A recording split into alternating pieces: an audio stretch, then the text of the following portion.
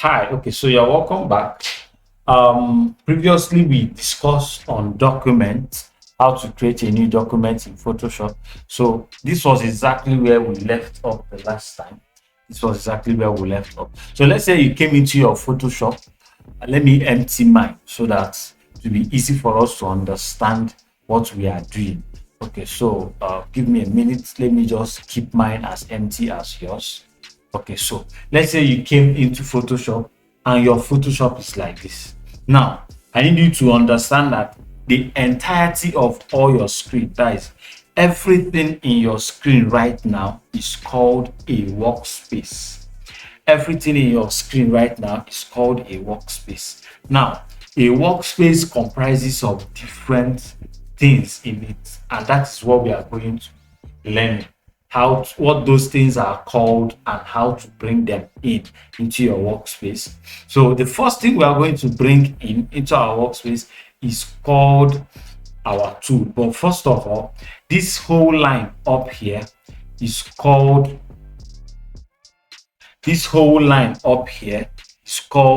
your menu bar. This whole line up here is called your menu bar.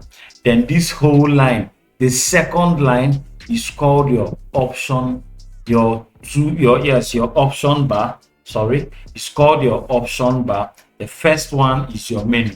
The second one is your option. This third one here is where your documents are going to be appearing. This is your documents bar. Now, what are the other things that we need to bring into Photoshop in order to be able to use it? Number one is called tool. So how do we get our tool into Photoshop? It's called our toolbar. How do we get our toolbar into Photoshop? You go to Windows up here, click on Window, scroll down until you see the one that is called Tools. Look at it right here. Click on Tools. It's going to appear on your screen. It can appear differently. It might not appear straight like this. It might appear in two lines, but just know it is still two. I'm going to explain to you why it's good. Some of you people's own might appear differently than mine, but they are all still called toolbar. So after the toolbar, the next thing that is expected to be seen on your workspace is what we call panels. And how do we get our panels into Photoshop? Go straight to the same windows up here, look for panels. So let's go down. Now, panels, let me explain something for you. Panels comprises of your layers, comprises of your gradients, comprises of your adjustment layers. So panel is not a thing. Panel is a group of layers that allows and enables you to be creative in Photoshop. So when we go to Windows right here, we come into this place. So everything you are looking at here, apart from this last three down, from here to this 3D here, from 3D down to version history, all of them, they are called panel. So the one you are going to be opening per time is the one you need. If you bombard all of them on your screen, it's going to make it look very messy and you are not going to see the space to work. That is why Photoshop has taken the liberty to group all of them into one particular folder so that any one you need, you just go there and select it. Now, for a basic user, the first thing you should look for, or the first thing you should look out for, is layers. Your layer panels. I think my mouse is just on it. Look at it right here. Layers. So click on layers and it's going to appear for you.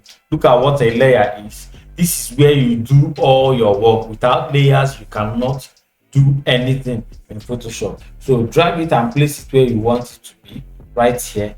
This is called arranging your workspace. So I want mine to be here. So after having your layers, there are other things you need, and one of them is called history. So you go back to Windows, look for history.